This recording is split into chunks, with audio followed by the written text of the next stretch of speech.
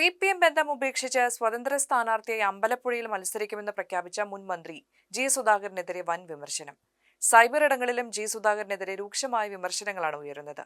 ഇതിനിടെ സുധാകരന്റെ വീടിന് സമീപം പ്രതിഷേധ ബാനറുകളും സ്ഥാപിച്ചു. കുലംകുത്തികളെ കാലം വർഗവഞ്ചകൻ എന്ന് വിളിക്കുമെന്നാണ് ബാനറിലുള്ളത്. ഞാൻ എല്ലാ വിഭാഗം ജനങ്ങളുടെയും വോട്ട് കിട്ടുമെന്ന് പ്രതീക്ഷിക്കുന്നു, അഭ്യർത്ഥിക്കുന്നു. വർഗീയതയുമായി യാതൊരു വിട്ടുവീഴ്ചയില്ല. അത് പറഞ്ഞത് അഴിമതിയായിട്ട് വികസനം ഇനി അവശേഷിക്കുന്ന വികസനം കൂടി നടത്തുന്നതിനാണ്.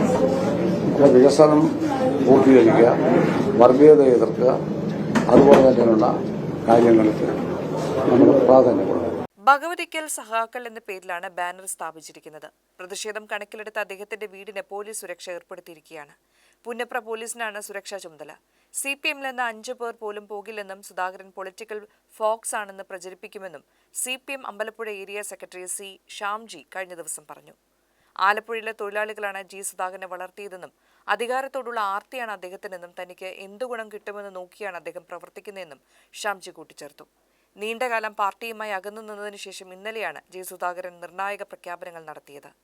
അമ്പലപ്പുഴയിൽ സ്വതന്ത്ര സ്ഥാനാർത്ഥിയായി മത്സരിക്കുമെന്നും എന്നാൽ പാർട്ടി പരിപാടിയും പ്രത്യയശാസ്ത്രവും ഉപേക്ഷിച്ചിട്ടില്ലെന്നും ആരുടെയും പിന്തുണയ്ക്ക് പോകില്ലെന്നുമാണ് അദ്ദേഹം പറഞ്ഞത്. കമ്മ്യൂണിസ്റ്റ് പാർട്ടിക്കെതിരെ തെരഞ്ഞെടുപ്പിൽ ഒന്നും പറയില്ലെന്നും ഒരിടത്തും പ്രസംഗിക്കാനുമില്ലെന്നും സുധാകരൻ വ്യക്തമാക്കിയിരുന്നു.